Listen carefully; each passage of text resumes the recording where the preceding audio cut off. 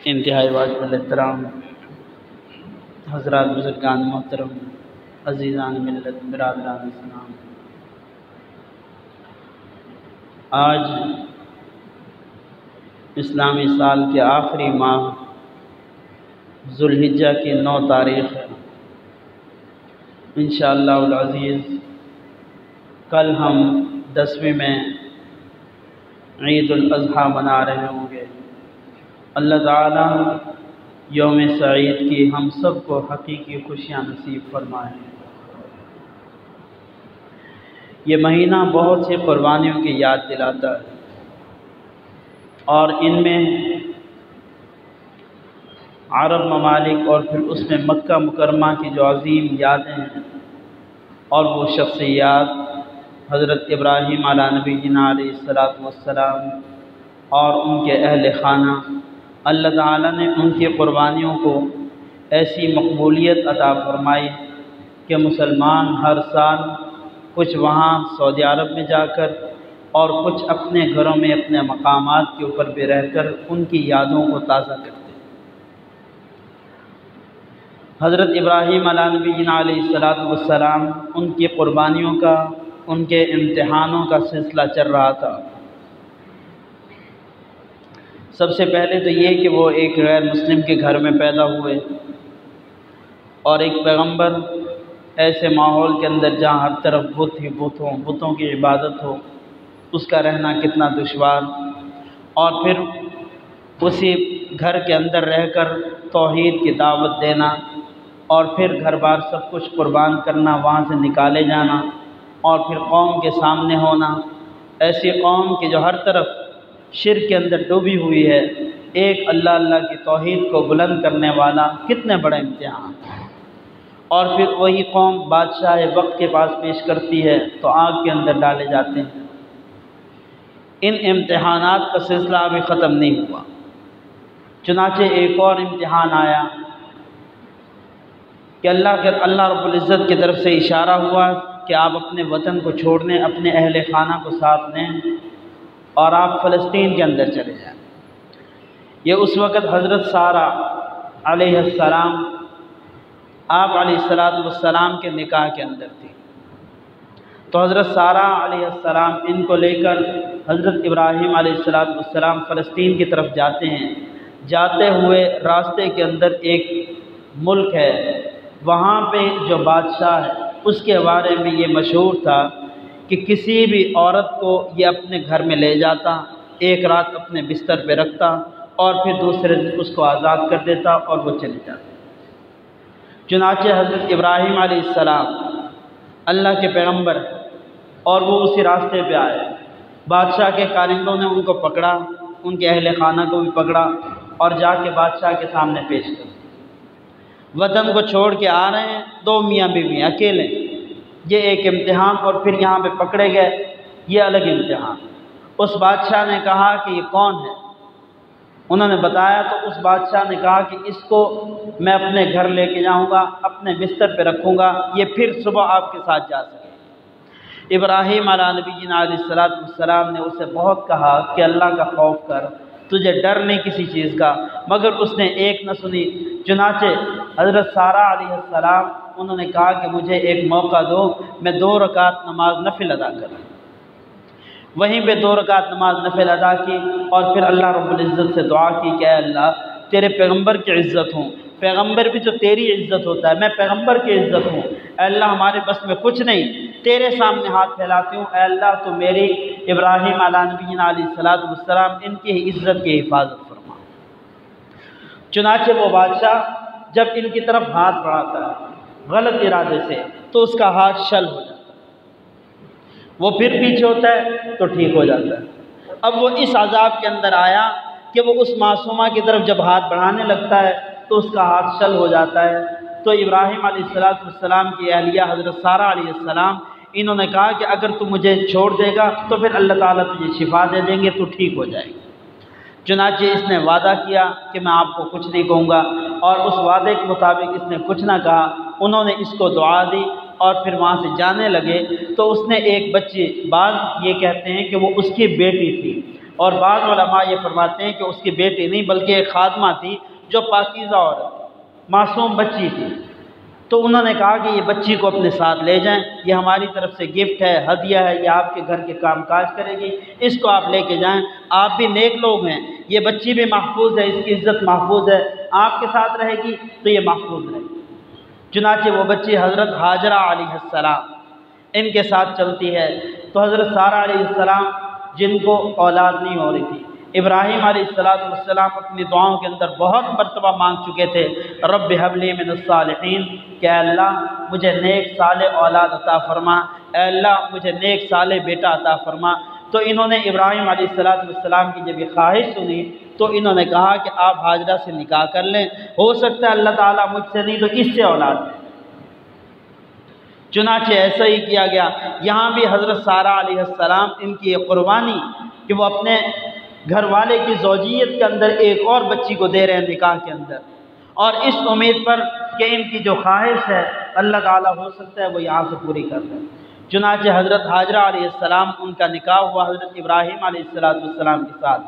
اور پھر اللہ تعالیٰ نے وہاں سے خوشخبری دی، حضرت اسماعیل علیہ السلام کی پیدائش ہوئی۔ یہاں اب ایک اور امتحان، فرمائے سارہ اس نے بھلا کیا آپ کا،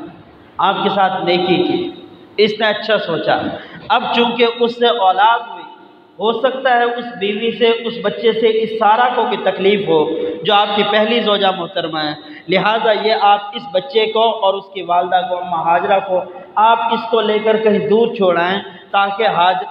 سارہ کے دل کے اندر ایک تکلیف جو ہو شاید کہ یہ بچہ آیا اس کی طرف سے آیا مجھ سے کیوں نہیں ہوا، تو اللہ پاک نے حکم دیا کہ ان کو دونوں کو الگ رکھنا۔ اب اس کو کہاں چھوڑنا ہے؟ فرمایا اس کو مکہ کے قریب وادی غیر ذی زرع، جہاں کچھ بھی نہیں ہے، ایسی وادی کے اندر وہاں لے کے گئے، وہاں کچھ بھی نہیں ہے، وہاں جب گئے پانی پینے کا نہیں ہے، کوئی سبزہ نہیں ہے، دور دور تک کوئی مکانات نہیں ہے، کوئی راستہ نہیں کہ کوئی شاید یہاں سے گزرتا ہو، کوئی سہولت موجود ہو، بلکہ ہر طرف سے پہاڑیاں اور کالے پہاڑ، سنگلاخ وادیاں، وہاں پہ جا کے ان کو چھوڑ کے آؤ، اور اللہ کا حکم یہ کہ وہاں پہ بولنا بھی نہیں، وہاں پہ چھوڑ کے آئے۔ اب یہاں پہ بھی سوچے کتنا بڑا امتحان ہے، ایک معصوم بچہ جو اتنے عرصے بعد اتنی دعاؤں کے بعد اللہ تعالیٰ نے دیا، اور پھر آزمائش یہ کہ اب ان کو چھوڑ کے آ جائے۔ ان وادیوں کے اندر ابراہیم علیہ السلام ان کو چھوڑ دیتے ہیں، واپس جانے لگتے ہیں، بچے کو دیکھتے ہیں، بیوی کو دیکھتے ہیں، اب یہاں کوئی پتہ نہیں کب واپس آنا ہے، ایک اللہ کا حکم ہے۔ اسی پر ابراہیم علیہ السلام بھی صبر کرتے ہیں، پورا اترتے ہیں، اماں ہاجرہ بھی اس کو اللہ کا حکم سمجھ کے پورا اترتی ہیں، اور پھر اس اولاد جس کو اولاد کو گود میں اٹھانے کے لیے، جس اولاد کو کھلانے کے لیے، اپنے بڑھاپے میں سہارا بنانے کے لیے اللہ سے مانگا تھا، اس کو چھوڑ کر وہ اپنی اونٹی پر سوار ہو کے چلے جاتے ہیں۔ اماں ہاجرہ دور تک ان کو دیکھتی رہتی ہے جہاں تک وہ نظر آتے ہیں۔ اب وہ معصوم بچے کو اٹھاؤ، سوچئے وہاں پہ کوئی چار دیواری نہیں ہے، کوئی قریب محلہ نہیں ہے، کوئی جانی پہچانی جگہ نہیں ہے، کوئی سہولیات یہاں پہ نہیں ہے، کچھ بھی نہیں ہے، ایسی وادی کے اندر ایک دو گھنٹے کے لیے نہیں بلکہ چھوڑ کے چلے جاؤ۔ اب سوچئے وہاں پہ جب رات ہوئی ہوگی، رات پہلے بھی ہوتی تھی، رات تب بھی ہوئی، اور آسمان اس کے ستارے پہلے بھی یہ وادیاں دیکھتے تھے، مگر آج ایک عجیب تاریخ رقم ہو رہی ہے کہ ایک معصوم بچہ ہے، ایک اس کی والدہ، وہ اکیلی وہاں پہ، اور پھر جو ساتھ پانی لے کے آئے وہ بھی 3 دن چلا،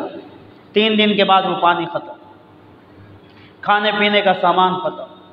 قریب کوئی ہے نہیں کہ جس سے مانگ لیا جائے، کوئی مارکیٹ نہیں جہاں سے خرید لیا جائے۔ اللہ تعالیٰ کا امتحان اماں ہاجرہ کے اوپر کہ بچے کو پیاس لگی ہے، پانی پاس نہیں ہے، وہی بچہ روتا ہے، اماں ہاجرہ پانی کے تلاش کے اندر ایک امید پر کہ شاید کہیں پانی نظر آ جائے، وہ ایک طرف دوڑتی ہیں، پھر دوسری طرف دوڑتی ہیں، پھر ایک طرف جاتی ہیں، دوسری طرف جاتی ہیں، اس طرح کر کے 7 چکر لگائے، اور پھر یہ دونوں پہاڑیوں کے اوپر چڑھنا کہ شاید دوسری طرف سے کوئی نظر آ جائے، کوئی بندہ نظر آئے، پانی نظر آئے، اس طرح اس پہاڑی کے پیچھے دیکھتی ہیں، اس پہاڑی کے پیچھے، اور جب درمیان میں پہنچتی ہیں تو بچہ وہ نظروں سے تھوڑا اوجھل ہوتا ہے، وہاں تھوڑا تیز بھاگتی ہیں۔ اللہ تعالیٰ کو ان کی یہ ادائیں اتنی پسند آئیں، اتنی پسند آئیں، فرمایا ہاجرہ چاہے تیرے سر کا تاج ہو ابراہیم خلیل اللہ ہو، چاہے تیرا بیٹا نبی ہو اسماعیل ذبیح اللہ ہو، چاہے آنے والے دور کے اندر بڑے بڑے اولیاء ہوں،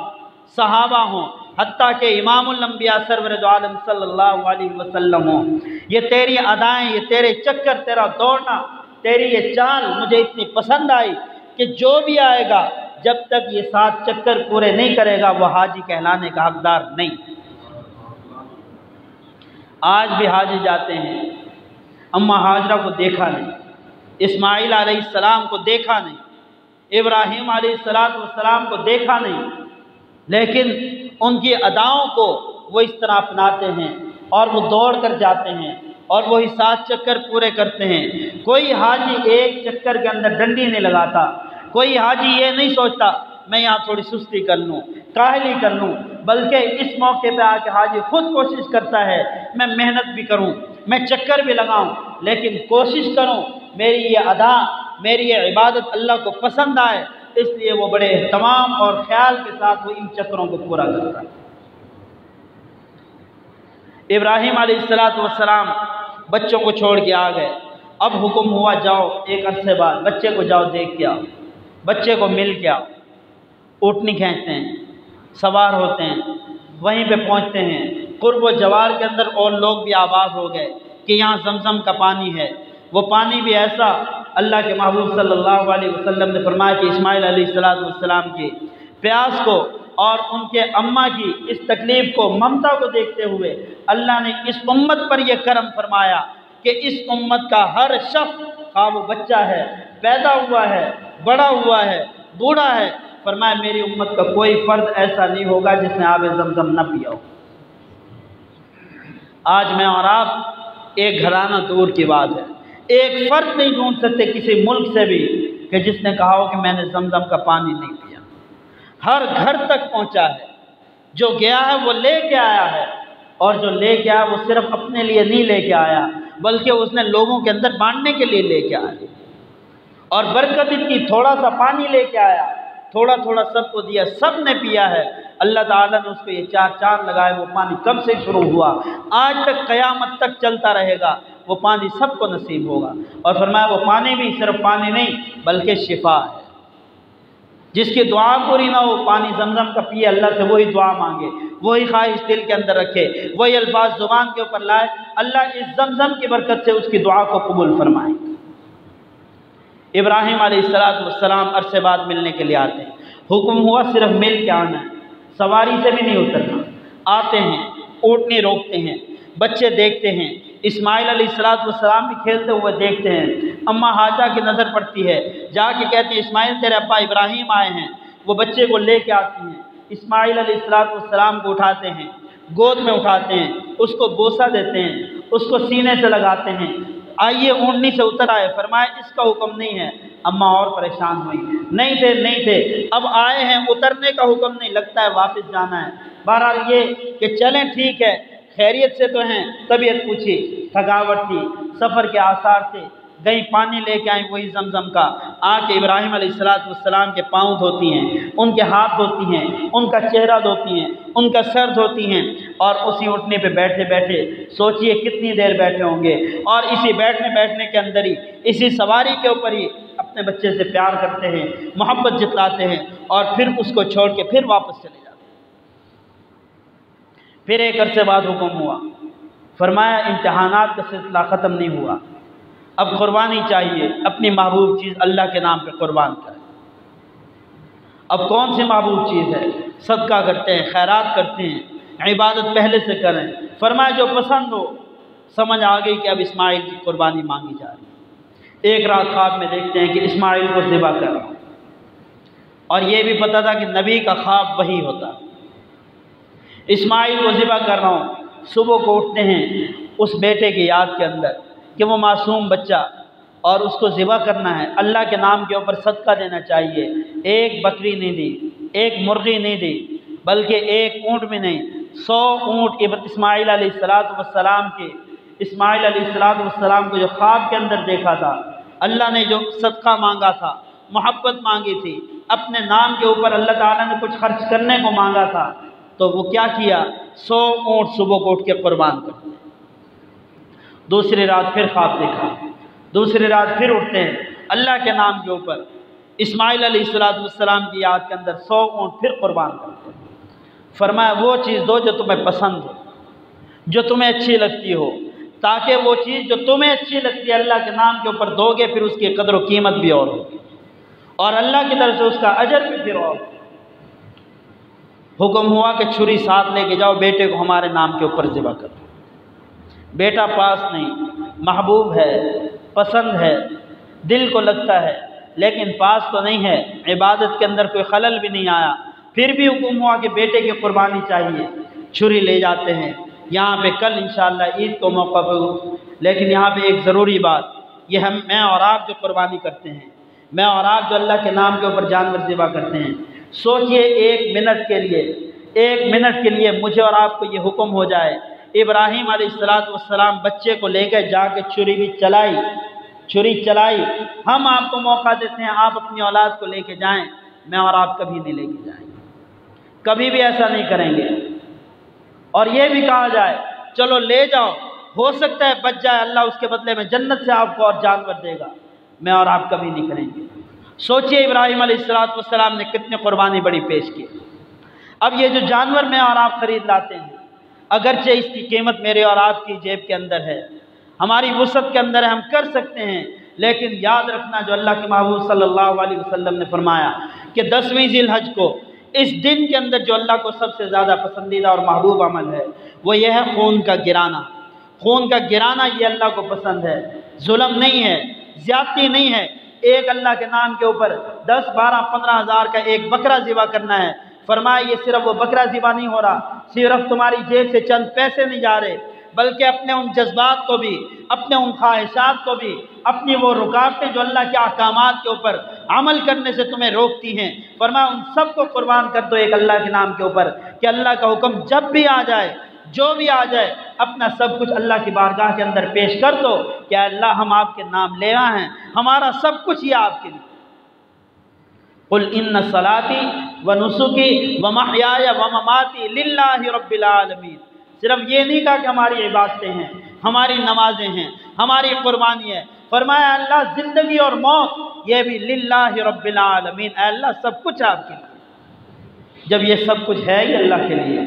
तो फिर मैं और आप क्यों ऐसा करते हैं कि नमाज से हमें कोई चीज़ रोकती है,